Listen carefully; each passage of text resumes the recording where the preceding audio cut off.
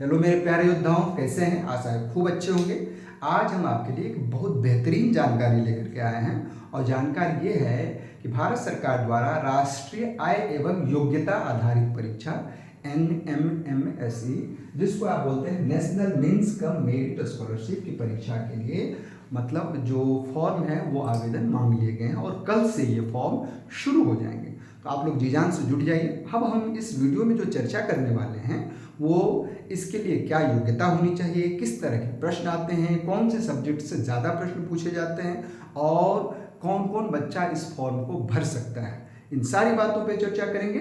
तो चलिए धीरे धीरे हम चर्चा की शुरुआत करते हैं। इसके लिए सबसे अच्छी मेन बात यह है कि कौन भर सकता है। इसके लिए है कि जो 8वीं का अपीयरिंग जो कैंडिडेट है, जो 8वीं में है और उसका जिसका कि 7वीं में 55% हो, वो इस फॉर्म को फिलअप कर सकता है। और इसके लिए आपको बाकायदा अपने प्रधानाध्यापक से मुहर मरवा करके और ये सर्टिफाई करके कि 8वीं का छात्र है और 7वीं में 55% है, तभी आप फॉर्म भर सकते हैं।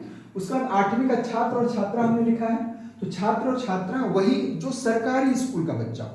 अब सरकारी स्कूल में वो राजकीय हो जाएगा, गवर्नमेंट वाला हो जाएगा, फिर आप देख रहे हैं अशासकीय हो जाएगा, सहायता प्राप्त, और स्थानीय निकाय का परिषदीय विद्यालय जो सरकारी स्कूल होते हैं उसके बाद। अब यदि आप जवाहर नवोदय विद्यालय के बच्चे हैं या फिर आप सैनिक स्कूल के बच्चे हैं या फिर राजकीय आवासीय विद्यालय है या समाज कल्याण के अंतर्गत कोई भी विद्यालय आता है, उन सारे बच्चे का है, या फिर प्राइवेट के बच्चे हैं, प्राइवेट स्कूल का संपथिक में है, किसी भी में हो, चाहे सन भीम में हो, चाहे संत अतुलानंद में हो, कोई भी स्कूल हो, आप फॉर्म नहीं भर सकते।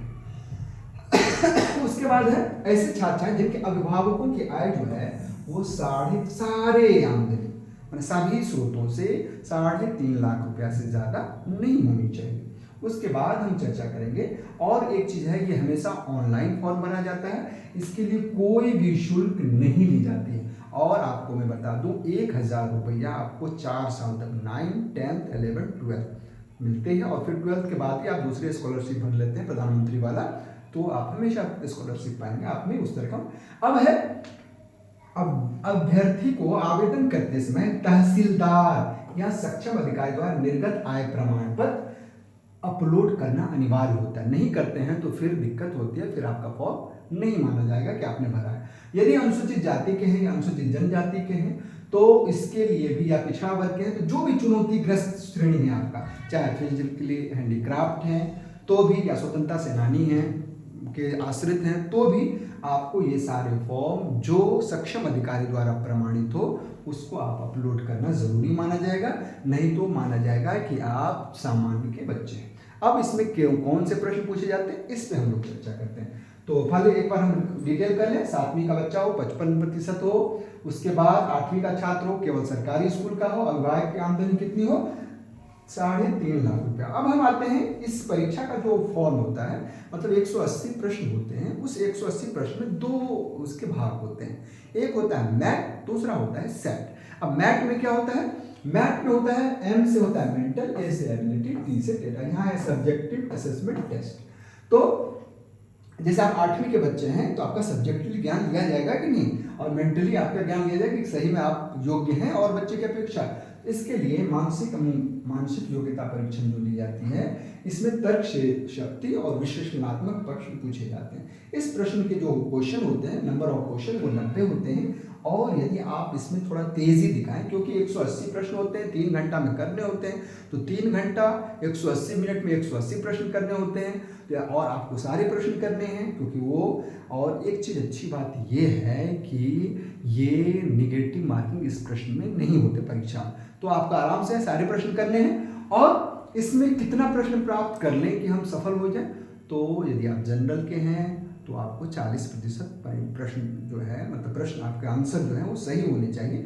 और यदि SC ST के हैं या PH है, फिजिकली हैंडीक्राफ्ट के हैं, तो 32% आप प्राप्त कर लेते हैं, तो आप ये है मतलब। लेकिन यदि सारे बच्चे 32% प्राप्त कर ले तो ऊपर से ही जितना हर एक जिला का जो होता है सीट निर्धारित होता है, उसी अनुसार आपको ऊपर से बच्चे को ले लिया जाता है। अब हम आते हैं तो मैथ और सेट। मैथ से मेंटल एबिलिटी ये 90 प्रश्न होते हैं, और शैक्षिक में 3 भाग होते हैं। हमने चौथा भाग भी लिख लिया, लेकिन ये कभी कभी प्रश्न पूछे जाते हैं।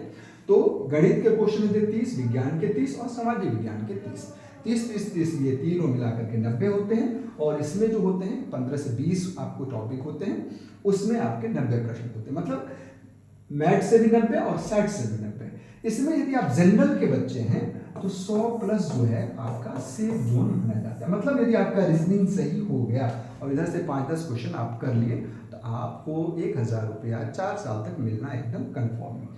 हम पिछले बार भी 6 बच्चों को पढ़ाते थे, 4 बच्चे का निकलता, ऐसे अपने स्कूल में, बगल के स्कूल में के बच्चों को बुला करके पढ़ाते थे। इस बार हमने सोचा है इसको व्यापकता दिया जाए और आप लोगों को ऑनलाइन, को बच्चे सब कहते थे सर हम नहीं पढ़ पाए, हमारा घर दूर है, इसलिए पहले भी हम 1-2 वीडियो बना करके छोड़ देते थे। लेकिन इस बार हमने क्या किया है कि सारे बच्चों को अच्छा हो, फायदा हो, बच्चे अधिक से अधिक निकले, इसके लिए हम इसके लिए पूरा क्वेश्चन करेंगे, फिर आपको प्रैक्टिस सेट कराएंगे कैसे आप अधिक से अधिक प्रश्न 100 प्लस कर पाएंगे। और इसके लिए हम क्रम से सारे क्वेश्चन, हर एक रीजनिंग का भी टॉपिक, साइंस का भी, मैथ का भी, सारे टॉपिक पे विधिवत चर्चा करेंगे अगले वीडियो में। तो मिलते हैं अगले वीडियो में, खूब मन से पढ़िए और फॉर्म जल्दी से जल्दी भर दीजिए। अंतिम समय में दिक्कत होती है, फिर आप फॉर्म नहीं भर पाते हैं, साइट की प्रॉब्लम हो जाती है और फिर आप योग्य होते हुए भी आप अर्ह नहीं हो पाते हैं। तो जल्दी से फॉर्म भर दीजिए। मिलते हैं अगले वीडियो में और मुझे विश्वास है आप लोगों को अच्छा लगा होगा। गणित या रीजनिंग से हम क्लास स्टार्ट करेंगे। तो नेक्स्ट वीडियो में मिलते हैं।